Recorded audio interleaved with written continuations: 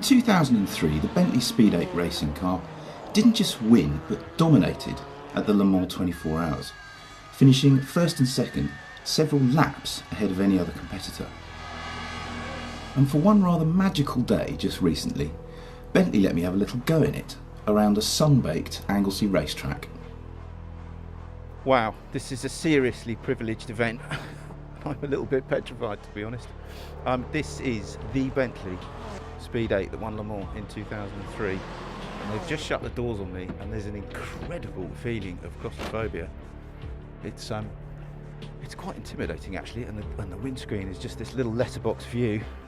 However, let's give it a whirl. Let's press the start button.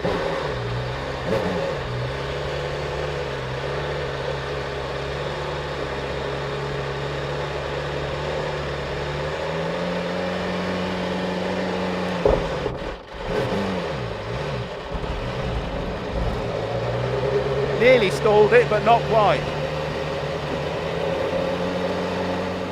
So although Bentley still maintains the Speed 8 as a working museum piece, it continues to do the rounds at various shows, for example, such as the Cholmondeley Pageant of Power and the Goodwood Festival of Speed. The car itself is priceless, so they did ask me if I would be very, very careful with it. Steering is really, really precise and direct. I don't know if you can hear what I'm saying here, because it is incredibly noisy in here. The brakes aren't up to temperature yet. I don't think anything is really up to temperature yet. Engine response is awesome. For a turbocharged 4-litre V8, it feels like a 7-litre non-turbocharged V8. It's just instant, massive go the moment you touch the accelerator. It's amazing how the circuit suddenly seems to shrink and the straights just become non-existent when you've got 615 bhp under your right foot in a car that weighs just 900 kilograms and which is geared to hit 97 in first. Wow, it doesn't like those slow corners at all. It hates them.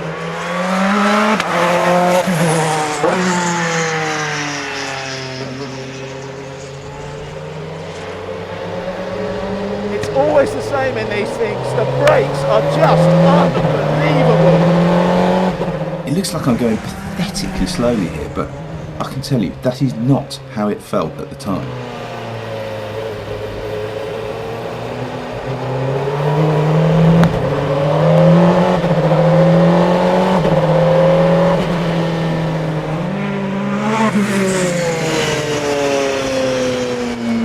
Bloody hell, it's quick in a straight line, this thing. It's quicker than I thought it was going to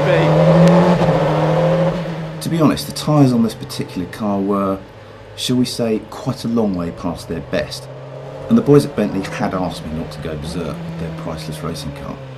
But even so, I was still gobsmacked by how fast it felt in a straight line, and at how much poke there was low down in the rev range.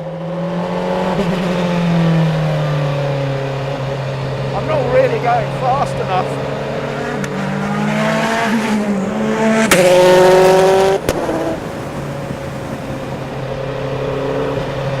To dip into the aero at all.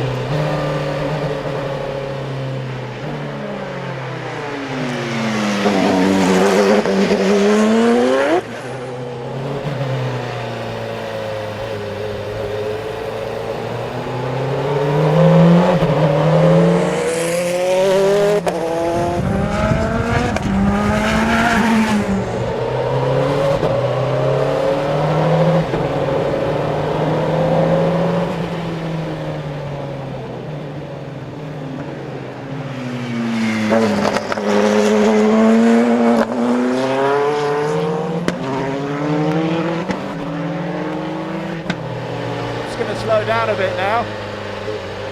Try and describe exactly what's going on. It's just always the same with these things. The responses from everything, the brake pedal, the throttle pedal, the steering, everything is just so responsive. It just feels like it's your mind that ends up being connected to various bits of the car, and that's how you get it round the track properly. And I guess when the pros really get in the groove of these things, they must be absolutely lovely to drive, because the steering's not too heavy. It's really easy. The gear change is dead easy. The brake pressure, okay, it's a nice firm hard pedal, but you don't have to stand on it like a madman to get it to stop properly. And it is ultimately really, really quick in a straight line.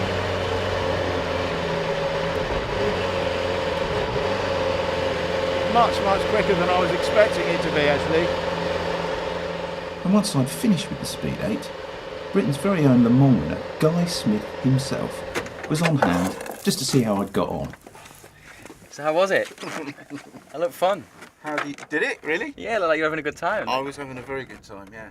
I'm amazed by all sorts of things. The response from the engine is monster, isn't it? Yeah, it's properly fast. It's got great torque, hasn't it? Really great torque. What does it rev to? What's the max revs? I wasn't even looking. I mean, it probably pulls sort of about 7, 8, close to 8,000 RPM. But I mean, literally the torque, it's sort of 2, 3, 4,000 RPM. It just keeps pulling.